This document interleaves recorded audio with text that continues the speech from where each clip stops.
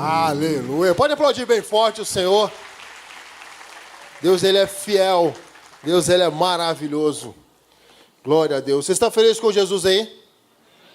Deus tem sido bom com você? Tem cuidado de você? Ainda que você pense que não, eu quero te deixar algo, eu quero te fazer uma afirmação. O Senhor tem cuidado de você. Ainda que você pense que não. Ainda que você pense que, eu estou sozinho. Pastor, está dando tudo ruim. Pastor, está dando tudo errado. Hoje deu tudo errado. Hoje foi um dia desafiador. Às vezes o seu dia hoje foi muito complicado. Não sei, de repente você está aqui hoje, você fala assim, pastor, hoje, essa semana minha, esse ano, parece que aquele negócio da unção, aquele negócio que vai fazer, e que Deus está dando tudo errado, pastor. Tem gente que acha que, às vezes você está aqui pensando que você é curva de rio. Já viu curva de rio? Como é que é curva de rio? Eu aprendi isso aí com o pastor Ueda. Curva de rio. Tudo que é de ruim vai assentando, né? O rio vai fazer a curva, tudo que é de ruim vai encostando assim, ó. E às vezes você está com esse pensamento, eu quero falar para você que o Senhor é fiel, tem cuidado de você.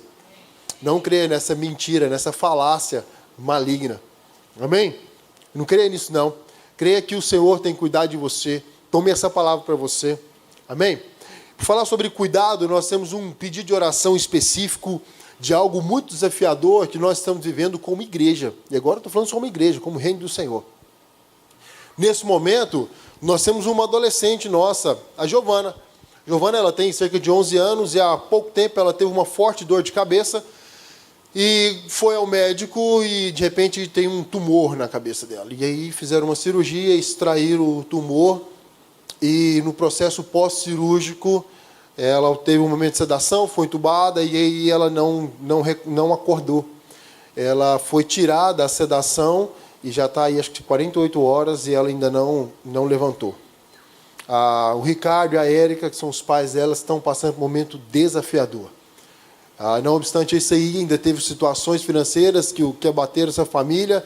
O grupo de 300 aí tem apoiado e fizemos uma oferta, algo extraordinário aí. Deus tem feito a obra. O pastor fez um apelo ali no grupo 300 e muitos nos ajudaram. O carro dele, ele teve um acidente de carro, bateu, e aí ele pagando, levou o carro dele na oficina, o rapaz lá da oficina pegou o dinheiro da entrada, desmontou o carro dele e sumiu. Então ficou o carro desmontado e sem dinheiro. E vivendo essa situação que está vivendo agora. E nós, como igreja, estamos apoiando essa família. Essa semana agora, nós já vamos, o carro dele nós já levamos para a oficina, para um parceiro, conseguimos levantar um certo recurso, faltam algumas coisas, alguns detalhes ainda para ser resolvidos, mas essa semana a gente já vai dar sequência para o concerto ainda. E aí, nós precisamos orar por essa família. Estamos passando por um grande desafio como igreja. E nós vamos agora interceder por essa família, que acabei de receber a notícia agora com o pastor Vaguinho. Ela não resistiu ao momento que ela estava vivendo.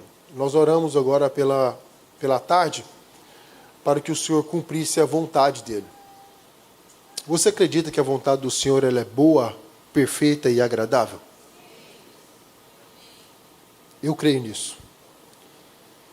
Eu creio nisso como pastor, creio nisso como pai, como esposo, como filho.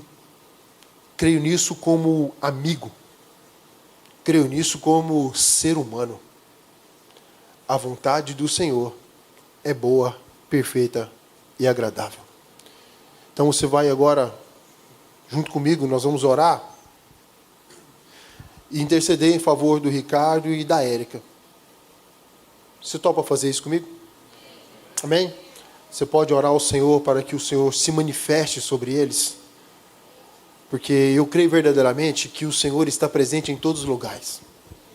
É um dos atributos naturais de Deus, a onipresença, a onipotência e a onisciência. Ele pode todas as coisas, Ele sabe todas as coisas e Ele está em todos os lugares. A grande diferença é que existem momentos, situações dos quais Ele não se manifesta naquele lugar. E é a manifestação do poder de Deus é que faz a total diferença. Então eu queria que você orasse acerca disso. para que a paz que excede todo o entendimento alcance o coração dessa família. Amém? Curva sua cabeça. Senhor, eu não tenho a mínima noção e a dimensão da dor dessa família, desse momento que eles estão vivendo. Mas nós cremos no Senhor. Cremos na ação poderosa do Senhor. E o Senhor é o Deus que excede todo entendimento e nos entrega uma paz que traz consolo e conforto. E que o Senhor, Deus, alcance essa família nesse momento. Cobre, Senhor, a vida do Ricardo, da Érica, do seu outro filho. E que o Senhor, Deus, venha trazer sobre eles o conforto e o consolo que só o Senhor pode fazer. Acreditamos que a vontade do Senhor foi cumprida, ainda que não o entendemos. O Senhor pode todas as coisas. Te louvamos ao Senhor por esse tempo que ela esteve aqui conosco, Deus, por tudo isso que nós vivemos como igreja, e como igreja abençoamos a vida dos nossos irmãos. Em nome de Jesus. Amém e amém. Amém? Glória a Deus por tudo isso. É interessante que eu já ia compartilhar com os irmãos um versículo que está lá em 1 Tessalonicenses, capítulo 5, versículo 18, que diz: em tudo dai graças, porque esta é a vontade de Deus em Cristo Jesus para convosco. Não apagueis o Espírito, não despreze as profecias, julgai todas as coisas, retém o que é bom, e abstende-se de toda forma de mal. Ser grato é um grande desafio, né? Pelos momentos que nós estamos vivendo. Como eu mencionei, de repente o seu dia é um dia desafiador, a sua semana desafiadora, os momentos que você viveu, e aí de repente você tem que agradecer por tudo isso, vai contramão de todo o sistema secular, de toda a filosofia que nos foi entregue, tudo aquilo, os ensinamentos, você agradecer em todos os momentos, você ser grato. Existe um pesquisador americano chamado Robert A. Emmons, e ele escreveu um livro chamado Agradeça e Seja Feliz. Recomendo fortemente que você leia esse livro, e nesse livro ele relata sobre uma pesquisa que ele fez na Universidade Americana, e ele mencionou, ele fez um grupo de pessoas, e esse grupo de pessoas era um grupo de pessoas que agiam de forma proposital a gratidão.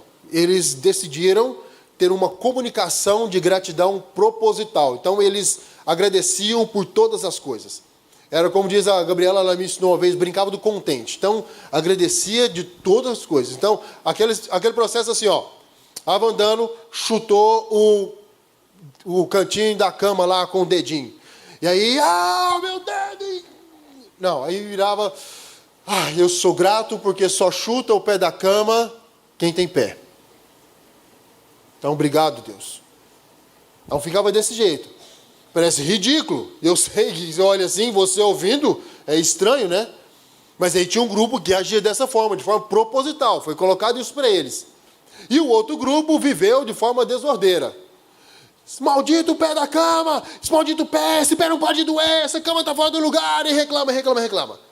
O outro grupo agradecia de forma proposital. Sabe, uma vez eu fiz um negócio em casa e para mim foi muito difícil, né? Eu comecei a ouvir sobre esse conteúdo, aprendi sobre isso, e aí um dia eu saí 7 horas atrasado. Sabe quando você sai? Não era atrasado, que você sai em cima da hora, já viu? Quando você acorda, que cada minuto é extremamente importante. Sabe quando você está no trânsito, 5 minutos de diferença equivale a um engarrafamento imenso no trânsito? Já aconteceu com você? Às vezes você tem aquele horário cravado para sair, eu estava nesse horário, em cima da hora. E aí, quando eu chego em cima da hora, que eu chego no estacionamento, que eu olho para o pneu do carro, furado, murcho lá. Aí eu olhei aquele negócio, eu tinha lembrado, tinha acabado de ler o conteúdo, e eu falei assim, e agora? Senhor, obrigado, porque só tem o pneu de carro furado quem tem? Carro. Tem um carro. E aí, fui lá, peguei um step, aí tinha o que no porta-mala? Uma série de coisas da minha esposa no porta-mala do carro. Eu não sei porquê, algumas esposas, não são todas, tá, gente? Aproveitar que ela está no rádio. Não contem para ela, por favor. Mas algumas esposas colocam muitas coisas no porta-mala do carro, né? E aí, quando eu olhei esse porta-mala, gente, tinha um mundo de coisas até chegar no step. E eu falei assim, Senhor, obrigado, porque só quem tem esposa que coloca os trem dentro do carro. E tirei tudo dentro do carro, peguei o step, coloquei, e o step, isso aqui o tempo passando. E aí nisso suja a roupa, quando suja a roupa, só quem tem roupa que suja a roupa. E foi, gente, mas foi muito difícil. Foi muito difícil. Pastor, qual foi o milagre em tudo isso daí? Está no processo ainda, meus irmãos. É desafiador. Mas eu confesso aos irmãos que eu consegui. Reclamei só na minha mente aqui, ó. Fiquei segurando. A reclamação veio aqui, ó. E travou. Mas tem hora que a gente passa por uns desafios, não é? Eu costumo dizer que esses desafios são como lixas em nossa vida. Já viu lixa? Eu falei sobre isso esses dias no Mãos, que Deus, quando você se aproxima do Senhor, você entrega a sua vida para Jesus, e aí você fala assim, Senhor, eu queria que o Senhor mudasse o meu caráter, eu quero crescer, eu quero melhorar. E aí Deus vai lá e coloca os irmãos lixa na nossa vida. Sabe como é que funciona a lixa? Partindo pelo princípio da lixa. Digamos que eu quero que essa superfície fique bem lisinha e ela tem uns calos aqui, algumas imperfeições. O que eu faço? Vem com a lixa. E aí você vai lixando. Quando vai lixando, aquele calo vai saindo. E aí vai tirando aquela imperfeição, vai saindo, e vai moldando você. Depois que está tudo lisinho, aí vem que, uau, está liso, perfeito. Mas o processo de lixa, ninguém quer passar. Fica lindo e perfeito, todo mundo quer. Mas ser lixado... E tem uns irmãos que são lixa na nossa vida, não tem? Tem. Sabe aquele irmãozinho que você está assim, de repente ele vem e fala para você assim, isso é hora de você chegar, irmão? E você olha para ele assim, e lá dentro do seu interior, você está assim comigo, assim, o abençoado chega atrasado todo dia, a primeira vez na vida que ele chega no horário, e ele fala de mim. Aí vem você... O Hulk começa, sabe o incrível Hulk? Ele começa a querer levantar assim, para você avançar nele, aí você lembra, o Senhor está me tratando. A gente sempre tem uma lixa. Geralmente, você que é casado, deixa eu falar um negócio para você, o seu cônjuge lixa você, não é verdade, irmãos? Não quer falar nada, né? Só você que tem uma lixa na sua casa faz, Olha só. Olha como é que funciona. De repente você é extremamente extrovertido.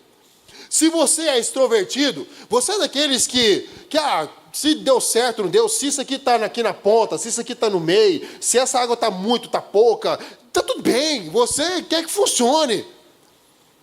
Eu não fiz a lista, eu fiz a lista, deu certo a minha lista, não deu certo, não, vai dar tudo certo, vamos fazer. Você não é da planilha, você é o extrovertido, planilha não é com você. Aí o que vai acontecer? Vai encostar do seu lado alguém extremamente paciente. Vai encostar com você aquela pessoa que ela já é mais cautelosa. A pessoa do dados vai chegar, das exatas, vai chegar em você e vai falar assim, cadê a lista? Cadê isso? Vamos fazer assim, mas tem um horário, tem isso. E você vai ficar assim, eu não funciono assim. E o outro está de cá, esse extrovertido me mata. É aquela história assim, ó. Você é daqueles que, de repente, se a roupa está dobrada de um jeito ou de outro, se a sequência de roupas está na cor ou se não está na cor, se está tudo bem. Aí você está do lado de alguém que tem que ser tudo redondinho, quadradinho, tudo certinho. E essa pessoa vai estar sempre lixando você. Deixa eu passar uma dica para você, com muito amor e com muito carinho para você, que tem uma lixa do seu lado. Você que tem aquele amigo, aquela amiga que ele olha para você e ele prova o seu caráter, te estressa. Eu sempre costumo dizer, no campo missionário, eu costumo dizer que nós temos sempre um chuveiro frio do nosso lado. Acho que eu já falei isso aqui uma vez. O chuveiro frio, sabe como é que é o chuveiro frio? Todas as vezes que nós íamos fazer os trabalhos de evangelismo, nós tínhamos no grupo sempre o chuveiro frio. Aí eu olhava assim e falava, olha o chuveiro frio. O que é o chuveiro frio? Nós saímos como grupo de evangelismo, e aí a primeira coisa que você faz, quando você vai fazer um trabalho de viagem missionária, você está saindo para aquele lugar, e aí de repente você está sendo entregue ao Senhor e Deus ele começa a moldar o seu caráter e ele tira você da zona de conforto. Então você está acostumado ao quê? A tomar o seu banho de 20 minutos ali, naquela ducha maravilhosa, água quentinha, é um sabonete cheiroso, um sabonete da Natura que tem uma fragrância especial, você tem aquele shampoo específico do seu cabelo, e você tem tudo no box, tudo certinho, é maravilhoso. Tem uns aqui que até tomam banho de banheira, uau, com sais e tal. Aí você fala, Senhor, quero ir pregar o evangelho, e aí de repente você vai para o campo missionário. Quando você chega no campo missionário, você vai tomar banho de caneca. E aí você tem o seu caráter provado, testado, ver onde é que está seu coração, se você vai reclamar ou não. Eu me lembro que nós fomos tomar banho, nós fomos uma vez num trabalho missionário, quando chegamos lá, era uma casa com 51 pessoas nessa casa. Nós estávamos em Montevidéu, no Uruguai. E para o negócio ficar maravilhoso, era só um banheiro. Só um banheiro, 51 pessoas. E aí foi nesse ambiente todo que eu aprendi a tomar um banho de Homem-Aranha. Alguém já tomou banho de Homem-Aranha? Não? Vou mostrar para vocês como é que funciona tomar banho de Homem-Aranha. O chuveiro, ele tem a parede, sai o cano e tem a ducha, certo? Chegou lá, não tinha nem a ducha e nem o cano. Você abriu o chuveiro, geralmente sai aquela bica d'água, certo? A pressão d'água era pouca na casa, então quando você abria o chuveiro, no máximo, a água escorria na parede assim, ó.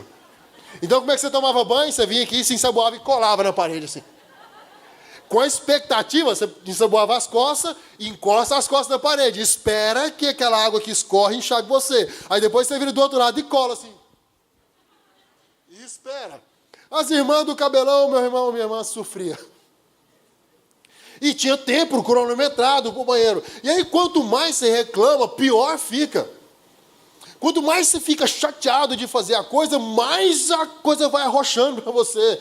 E aí, então, chegou o fim que eu falei, Senhor, quer saber? Eu te entrego os pontos, vou tomar banho, se eu dormir também sem tomar banho, tá tudo certo. Era terrível, gente. Já se fazia o evangelismo, aí passava maquiagem no rosto para poder fazer os trabalhos de evangelismo, e aí, de repente, voltava e não tinha água, ou às vezes a comida estava atrasada, e uma série de situações. Gente, meus irmãos, coloque amor no que eu vou te dizer.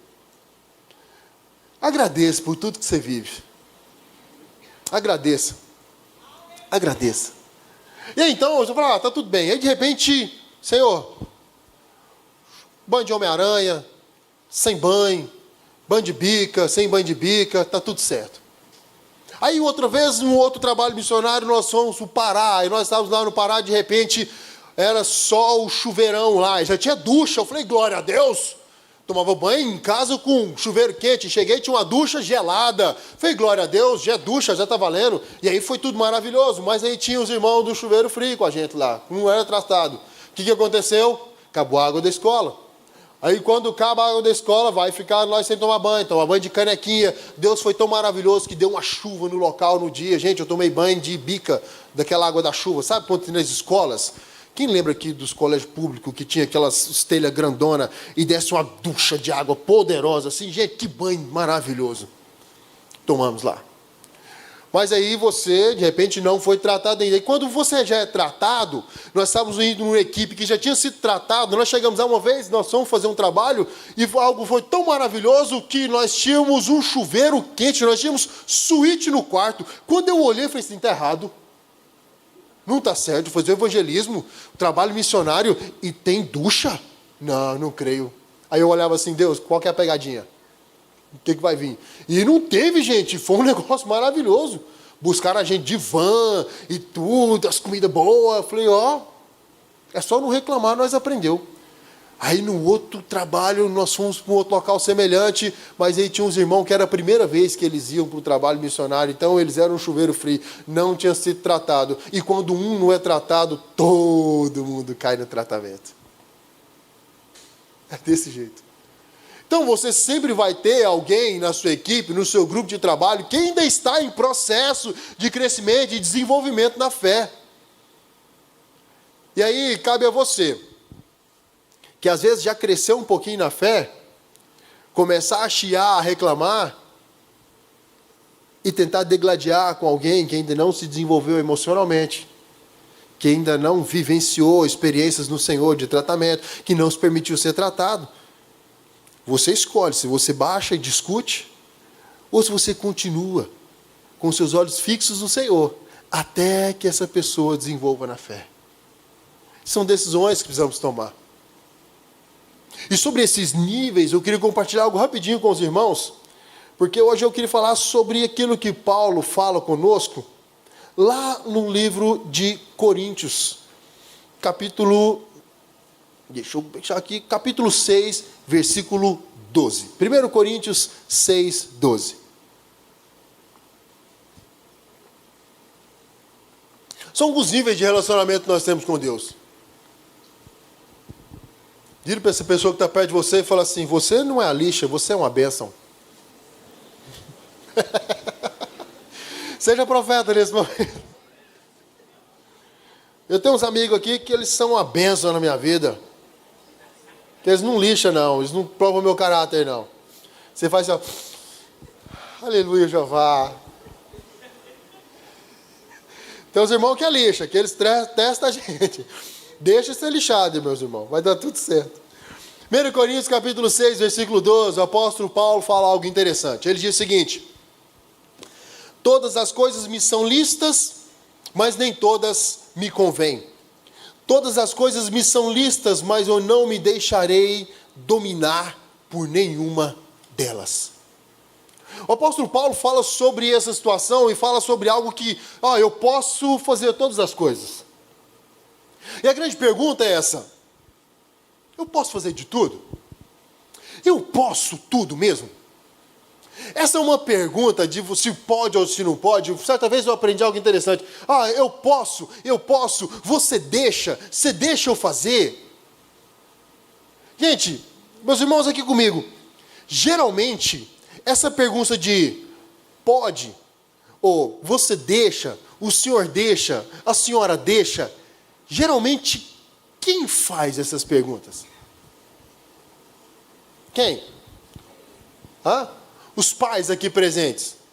Quantas vezes os seus filhos dizem: mãe pode, pai pode, mãe pode, mãe o senhor deixa, mãe a senhora deixa, pai o senhor deixa. Algo interessante, quando eu estava morando com a minha mãe, ali na minha adolescência, uma das coisas que eu mais gostava de fazer é ficar até mais tarde assistindo filme.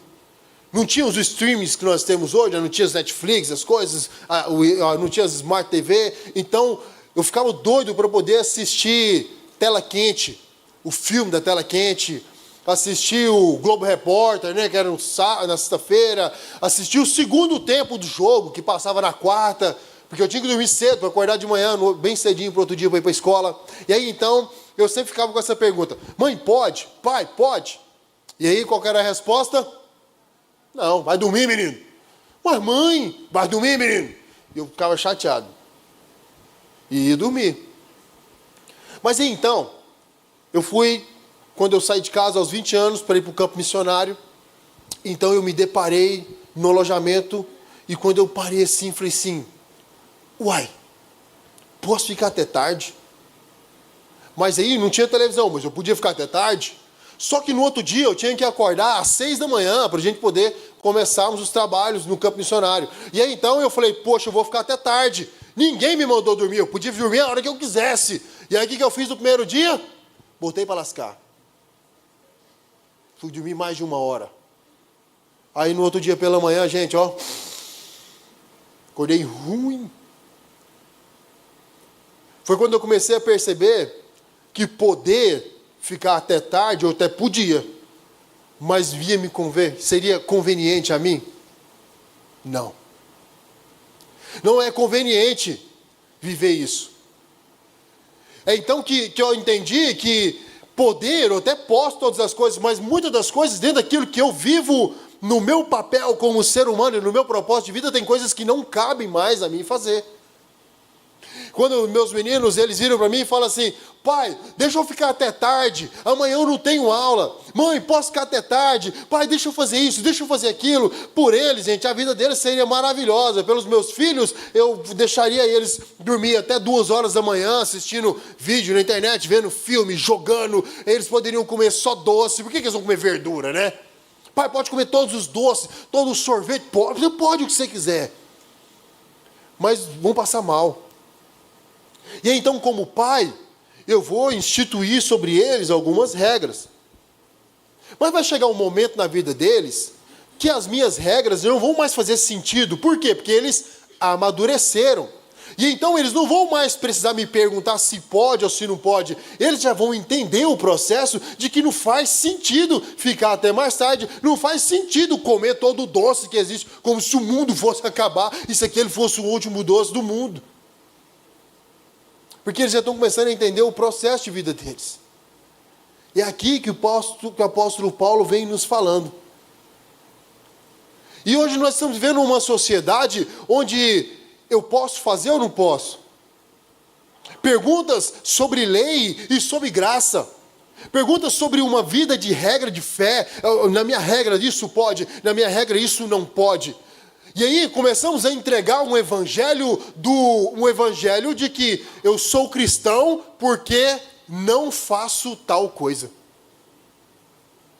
Já começou a perceber que algo está começando a ser, virou uma característica. Eu vivi um tempo que era o seguinte: você bebe? Não. Fuma? Não. Tá, como é que está a sua como é que era a pergunta que eles faziam, gente? Número de parceiros sexuais. Eu falei, não tem. Aí ele olhava, você é crente.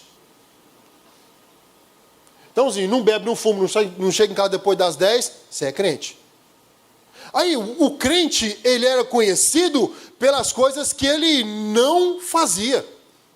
E se o cara já tinha uma vida toda secularizada, e aí ele se convertia, qual era a característica que deixava claro que agora ele já não é mais mundano, ele é crente? Ele bebia, não bebe mais. Ele fazia farra, já não faz mais. Ele tinha um linguajar, não tinha mais. Usava roupa X, agora não usa mais. Então eu não faço isso e eu não posso porque sou crente. Então o evangelho agora virou um evangelho que ele se destaca e ele se caracteriza por aquilo que você parou de fazer.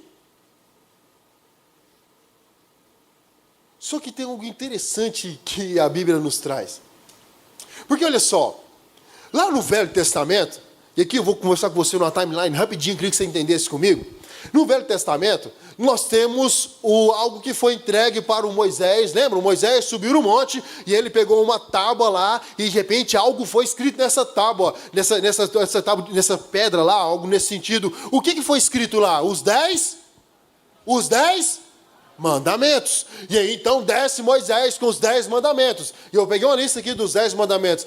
Você lembra os 10 mandamentos de cor? Quem sabe os 10 mandamentos de cor?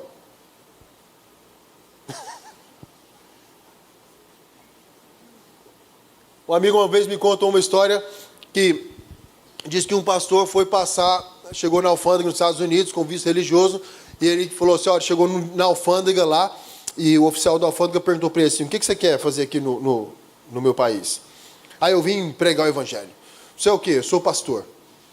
Então você é pastor? Sou. Você veio aqui para o meu país para você pregar o evangelho? Sim. Então me fala os 10 mandamentos. E com carimbo na mão aqui, ó. Você é pastor, você veio pregar, fala os 10 mandamentos. E aí, o pastor virou para ele e falou assim, os 10 mandamentos, o tempo da lei, todos esses 10 mandamentos em 2 se resume. Amarás o teu Deus como acima de todas as coisas, com toda a sua alma, com todo o seu coração, com todo o seu entendimento, e ao seu próximo como a ti mesmo. Se resume em 2. Aí os 2 era mais fácil dele guardar. Então aí, o fiscal da alfândega olhou e liberou ele. Mas os 10 fica mais difícil da gente decorar, né? Eu trouxe uma colinha aqui. Se você quiser anotar, os 10 mandamentos estão lá em Êxodo, capítulo 20, do versículo 1 ao 17. Você vai ver sobre os 10 mandamentos. E tem algo interessante dos 10 mandamentos, que são um conjunto de regras, que inclusive esses 10 mandamentos é um conjunto de regras que dita a conduta moral de uma sociedade, até o tempo de hoje. Olha só. Ele diz, não terás outros deuses diante de mim, não invocarás o nome do Senhor teu Deus em vão, guarda o dia de sábado e santificam, honra o teu pai e tua mãe, Não matarás, não cometerás adultério, não roubarás, não levante falso testemunho contra o teu próximo, e não deseje a mulher do teu próximo, e não cobice os bens do teu próximo. Então, o que são os 10 mandamentos? Não rouba, não adultera, não furta, não cobiça. Tem uma série de coisas que nós não podemos fazer. Observa que dentro dos 10 mandamentos, você vai ver que ele é dividido em 2 partes. Uma parte, ele fala sobre o nosso relacionamento entre eu e Deus. Como deve ser a minha conduta entre eu e o meu Deus. Mas a maior parte dos 10 mandamentos é sobre uma relação, ela é interpessoal, é sobre a minha conduta para com você. Como eu devo agir, como é que eu devo me comportar, isso é minha postura com relação ao nosso relacionamento, ao nosso dia a dia, nosso cotidiano. Esses aqui são os 10 mandamentos. E então, baseado nisso, nós tínhamos então um tempo de lei onde, para que você pudesse ser salvo, para que você pudesse ter o seu perdão, para que você pudesse ser redimido, ter um relacionamento com Deus, você precisava cumprir requisitos dessa lei. Isso é desafiador. Tendo isso, Jesus vem. Novo Testamento. Vem Jesus e cumpre toda a lei. O sacrifício foi feito. Porque outrora, para que você pudesse ter um relacionamento com Deus, você dependia de um sacerdote, que de tempos em tempos se reunia e pegava um cordeiro imaculado, e ele faria um sacrifício para que o seu pecado fosse perdoado. E então você precisava de ter essa expectativa. Você esperava, que dia que o sacerdote vai lá para poder me livrar que deu ruim para mim. E não tinha um relacionamento íntimo com o Senhor. Aí então vem Jesus, e ele se entrega como um sacrifício, como um cordeiro vivo, santo, imaculado, sem pecado. Ele se entrega naquela cruz e morre por mim e por você. E esse mesmo Jesus vira e fala o seguinte, ele chama lá no livro de Mateus, capítulo 22, ele diz o seguinte, ele fala sobre como foi resumido os mandamentos. E é onde ele trabalha, olha só, versículo 34, do capítulo 22, do livro de Mateus. Os fariseus reuniram quando souberam que Jesus tinha feito os saduceus calarem a boca. Um deles, que era mestre da lei, querendo conseguir alguma prova contra Jesus, perguntou: Mestre, qual é o mais importante dos mandamentos da lei? Jesus vai e responde para eles: Ame o Senhor seu Deus com todo o seu coração, com toda a sua alma e com toda a sua mente. E ele dá uma sequência. E este é o maior mandamento e o mais importante. O segundo mais importante é parecido com o primeiro. Ame o seu próximo como você ama a você mesmo. Toda a lei de Moisés e os ensinamentos dos profetas se baseiam nesses 2 mandamentos. E então vem Jesus e nos entrega isso. E ele aparece até que ficou resumida a história. Mas não é, ficou um pouco mais séria a coisa. Porque então agora eu vou amar a Deus com toda a minha alma, com todo o meu coração e com todo o meu entendimento. De forma racional, de forma emocional e com sentimentos, eu amo o meu Deus. Eu entendo o que eu estou fazendo. Não é numa insanidade, não é no fanatismo. Eu sei quem é o Senhor. E aí ele fala sobre amar o nosso próximo como a nós mesmos. É na qualidade daquilo que você vive, no seu amor e na sua vida, nessa qualidade você vai entregar para o próximo. O desafio hoje, de uma sociedade que tem deturpado o amor para com o próximo, é por conta da qualidade do amor que você tem consigo mesmo. Eu costumo trazer um exemplo para as pessoas com quem eu converso sobre isso, sobre amar o próximo como a si mesmo. É porque a grande pergunta é: qual é a qualidade do seu amor próprio? Daquilo que você tem vivido. Funciona da seguinte forma. Eu queria que você entendesse aqui comigo. É como se fosse o seguinte: imagina que alguém que more às margens do rio Tietê. Alguém já viu o rio Tietê? Levanta a mão. O cheiro terrível. Então, o Tietê é uma água potável? Não. Então nós temos alguém que mora às margens do rio Tietê. E essa pessoa, desde criança, cresceu e se desenvolveu, e sim, desde quando ela, de pequenininho, ela viveu às margens do rio Tietê. Essa pessoa que viveu ali nas margens do rio Tietê, qual é a única água que ela conhece? Qual é, gente? A água do rio Tietê. Eu tive missões nos ribeirinhos, ali na região do Amazonas, e aí você percebe que eu conheci pessoas, senhores, senhoras, de crianças até senhoras, que eles não conheciam nada além do Rio Solimões e a Mata Amazônica. A vida deles se resume isso. Então, quando você fala para eles assim, água, o conceito de água deles é Rio Solimões. Mato, floresta amazônica.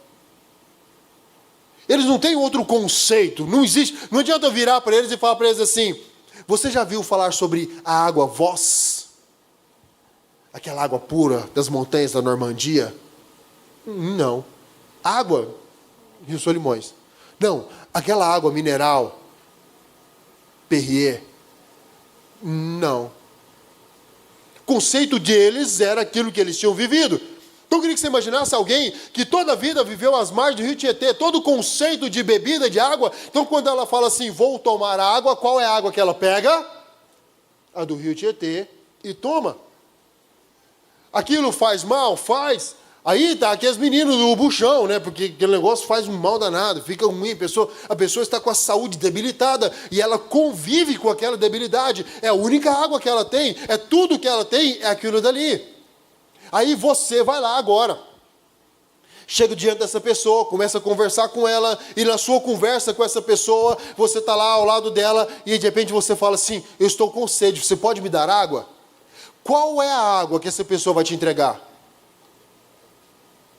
A única água que ela tem, ela vai te oferecer a água do rio Tietê. Ela não tem outra água.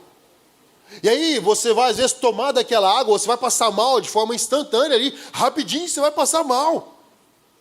Adianta você criticar e brigar com essa pessoa? É insanidade fazer isso, porque ela te deu a única fonte de água que ela tinha.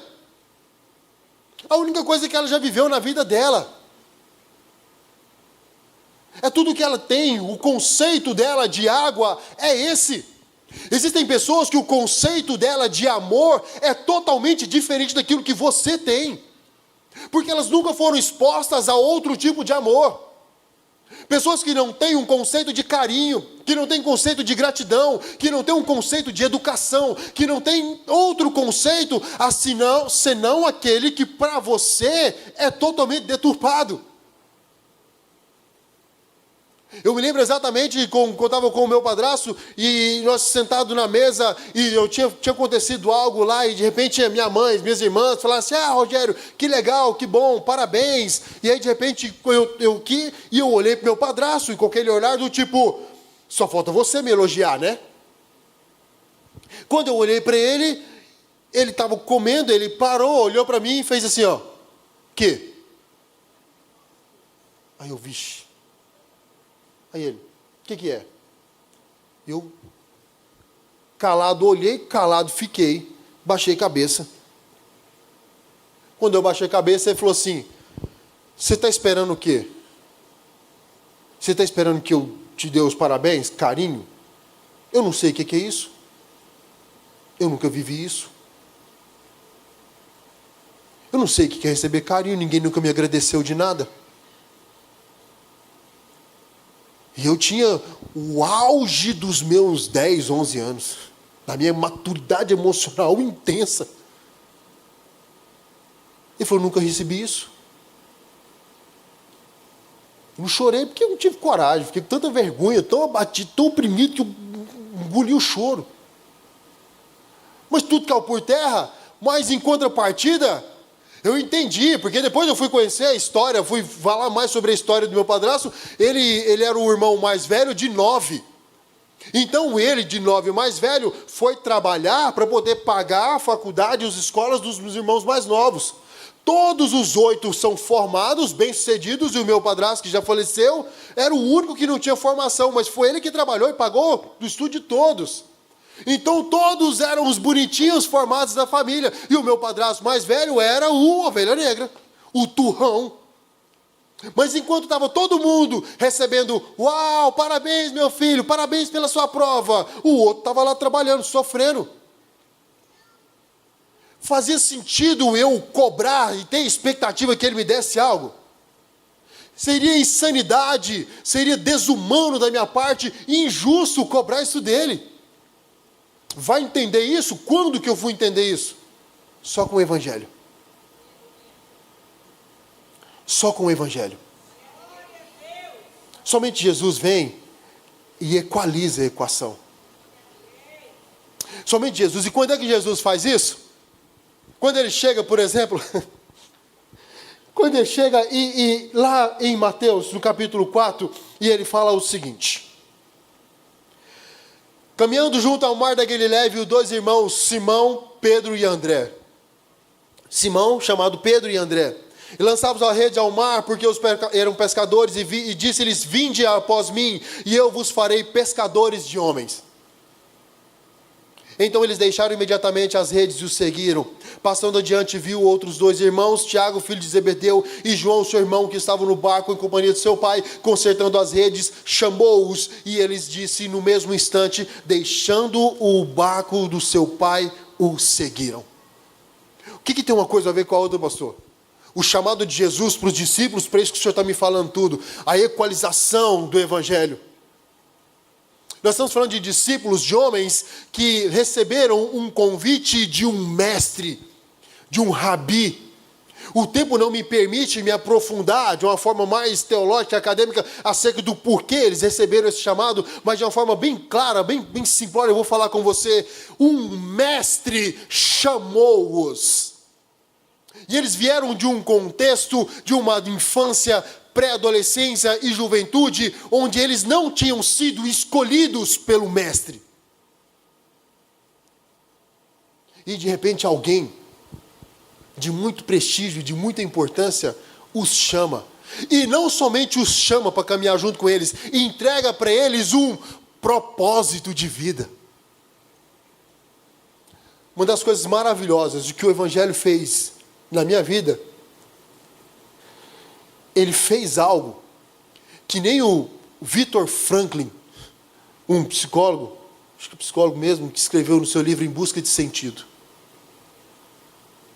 Ele deu sentido para a vida daqueles homens.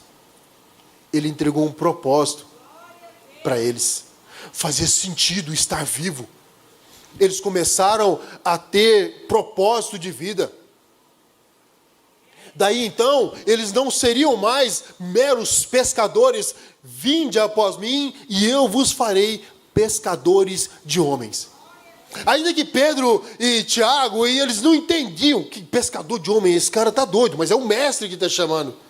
É a mesma coisa quando você está aqui na igreja e vem Jesus, o Evangelho, e nós falamos para você, eu quero dar um sentido para você como igreja, ame a Deus acima de todas as coisas e sirva pessoas, que esse seja o seu propósito de vida em 2025. Aí você fala, pastor, eu não entendo isso, mas eu vou. E aí no decorrer do processo, você vai amando a Deus com forma intensa, você vai lendo mais a Bíblia, você vai adorando mais o Senhor, você vai tendo mais intensidade na sua congregação aqui na igreja, e você vai tendo comunhão com os irmãos, e de repente você começa a servir mais as pessoas, você sai desse marasmo, você começa a deixar de vir para a igreja para receber, e começa a vir na igreja para dar. Já não importa mais a temperatura do ar-condicionado, já não importa mais se o seu lugar está ocupado ou não, já não importa mais se eu tenho vago no estacionamento ou não, já não importa se o som do louvor está alto ou se está baixo, se a luz está no meu rosto ou se não está, porque você não vem para receber, você vem para dar, você vem para servir, porque você entende que ser cheio de Deus, receber de Deus, é muito mais ligado no meu secreto, no meu TSD, no meu tempo a sós com Deus, do que no meu tempo de comunhão. Eu estou aqui para saber como é que eu posso te servir. O que eu posso fazer por você hoje? Qual é o seu ponto de oração? Qual a área da sua vida que eu posso te dar um abraço e orar por você? E aí então, um senso de utilidade começa a ser despertado na sua vida. E você começa a se olhar no espelho, e aquele que outrora, ou aquela que outrora se olhava no espelho e falava assim: por que eu vim para este mundo? Eu só vim para ser escorraçado pela minha família. Não, agora você começa a se tornar agente de transformação no reino. Porque o seu abraço ali na recepção cura. Porque quando você está lá no estacionamento e fala: não, irmão, pode estacionar, estacione aqui direitinho, vou arrumar uma vaga para você.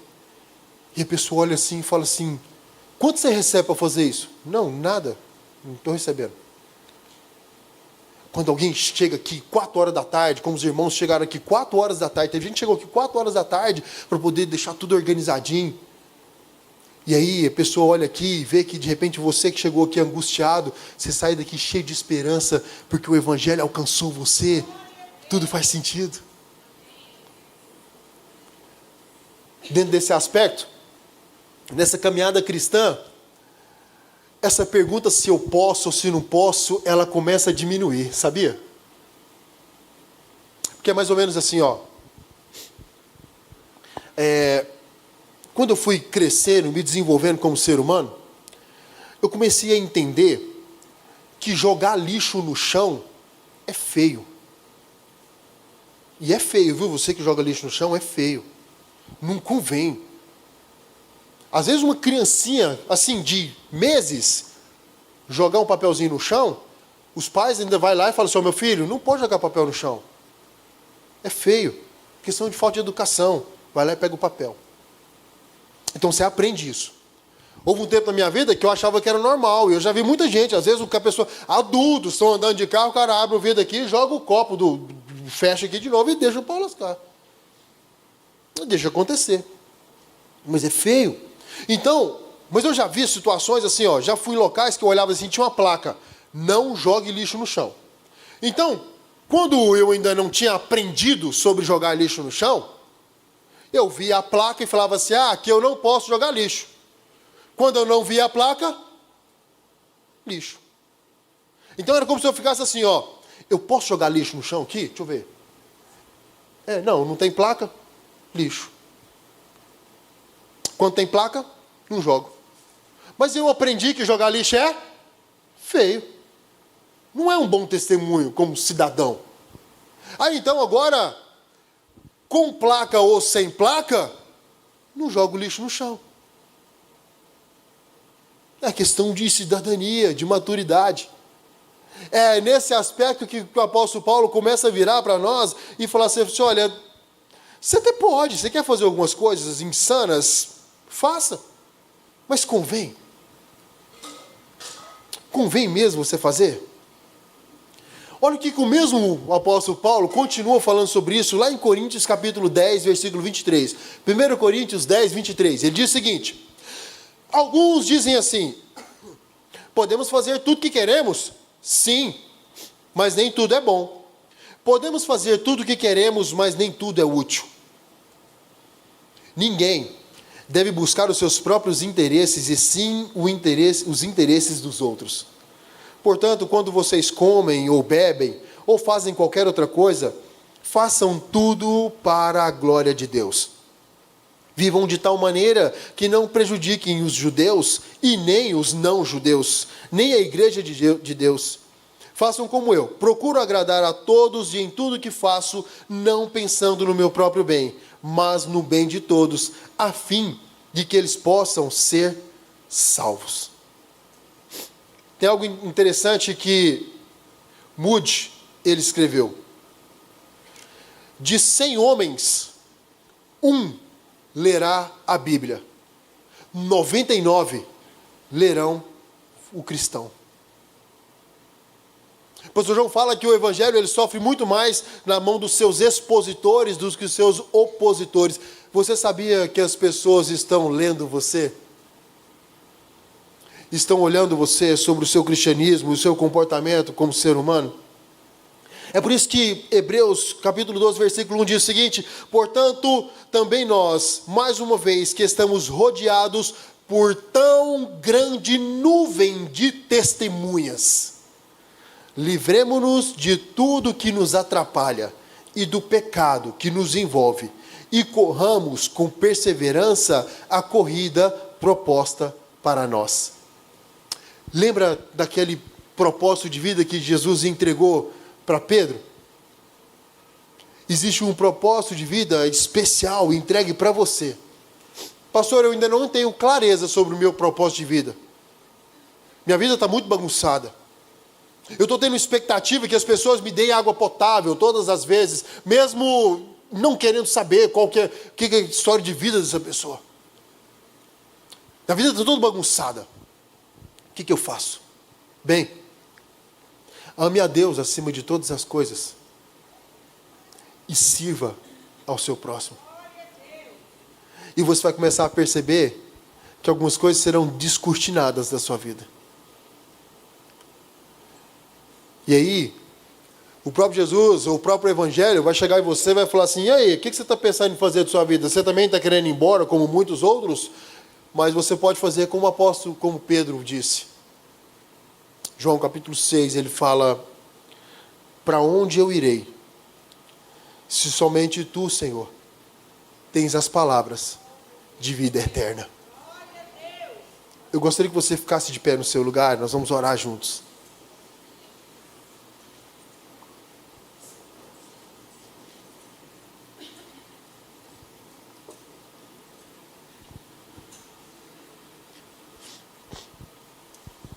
Para onde você vai correr? Para onde você vai, se é o Evangelho que te completa? E aí? Não é sobre a sua história de dilemas, desafiadora, ou sobre a história dos outros. Sabe um negócio interessante? Que aconteceu com aquele... Lembra aquele coxo que abriram o teto e desceram ele na frente de Jesus para ele ser curado? Jesus foi lá, perdoou os pecados dele, curou-o e ele ficou são. E o que Jesus fala para ele? Pega a sua maca e vai. Aquela maca era o símbolo de todas as debilidades que aquele homem sofria. Aquilo era a história de vida desastrosa daquele homem. Mas um dia, aquela história de vida desastrosa encontrou o Cristo. E naquele dia, Jesus não apagou a história de vida. Mas Jesus trouxe um novo significado para aquela maca. Aquela maca, ela não virou mais uma situação de tropeço. Aquela maca não virou mais a dor. Aquela maca se tornou testemunho. O que você está fazendo com essa maca? Essa maca é a maca que eu fiquei a vida inteira deitada nela. Hoje eu não preciso dela mais. Seu passado de dor é o seu testemunho de transformação no Evangelho. Mas de repente você está aqui hoje, nessa noite, e você ainda está deitado na maca. De repente você está aqui hoje, querendo saber o sentido para a sua vida. Querendo saber se você pode mesmo fazer tal coisa ou não, porque ainda não está claro para você quem é o Cristo. Eu quero falar para você que Jesus Cristo, Ele é o Filho de Deus. Ele é aquele que morreu na cruz por você. E Ele te ama. E Ele está aqui nessa noite, chamando você para caminhar com Ele e te entregar um propósito de vida. É o Jesus que quer mudar a sua história. E eu gostaria que você que está aqui comigo hoje fechasse seus olhos, colocasse a mão na altura do seu coração. Porque basicamente você pode fazer parte de dois grupos de pessoas. Aqueles que estão vivendo intensamente o Evangelho, ou de repente aqueles que estão à margem. E se você de repente está na margem, eu quero falar para você que tudo isso aqui está acontecendo hoje porque Jesus está chamando o seu nome.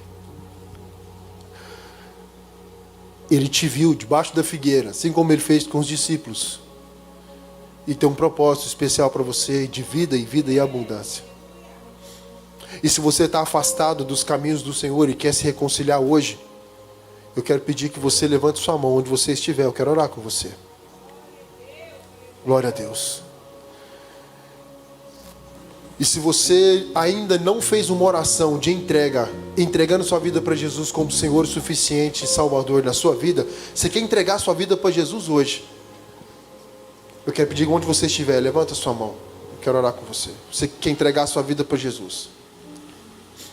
Então, se tem alguém aqui no nosso meio, aquelas pessoas que levantaram a mão primeiro, que eu falei, se você levantou sua mão em uma dessas duas situações, eu queria que você viesse aqui à frente, eu quero orar contigo. Não quero expor você, só quero orar com você. Você que quer entregar sua vida para Jesus e você que quer se reconciliar com Jesus, vem aqui à frente, eu quero orar com você. Sai do seu lugar, rapidão. Glória a Deus. Que massa. Que massa, cara. Você vê.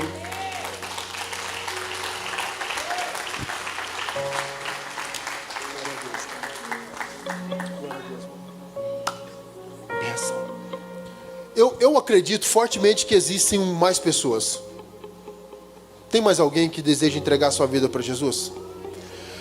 Tem alguém que está afastado? Você está afastado. Você sabe e já conheceu o Evangelho e você está afastado. Você sabe que você não está naquela comunhão.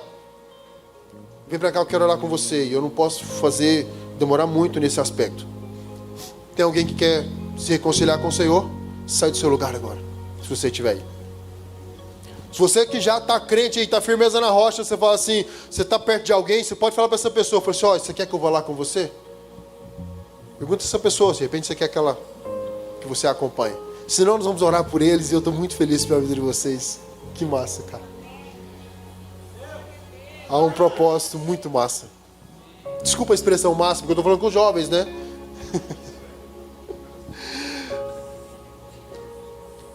Glória a Deus. E agora eu quero falar com você, que é um outro grupo de pessoas, e que eu já estou encerrando, para fazer de conta que está acabando já mesmo, assim, sabe? Eu quero falar com você que você está vivendo uma situação tão difícil, mesmo sendo cristão. Você está em comunhão com o Senhor, mas você está sentindo que suas forças já se acabaram. Você já não tem mais forças para prosseguir. Eu gostaria de orar com você, porque o Senhor, Ele traz uma alegria. A alegria do Senhor, ela renova as nossas forças. Eu quero falar com você que está se sentindo fraco na fé, que está pensando seriamente em desistir de tudo. Você já está querendo abrir mão de ministérios. Você está querendo abrir mão de chamado. Eu gostaria de pedir que toda a igreja feche os seus olhos, porque eu não quero que ninguém seja constrangido com esse apelo, mas eu quero falar com você que está pensando seriamente em desistir. As coisas começaram a perder o sentido para você. Vem para cá, eu quero orar com você. Sai do seu lugar, vem para cá.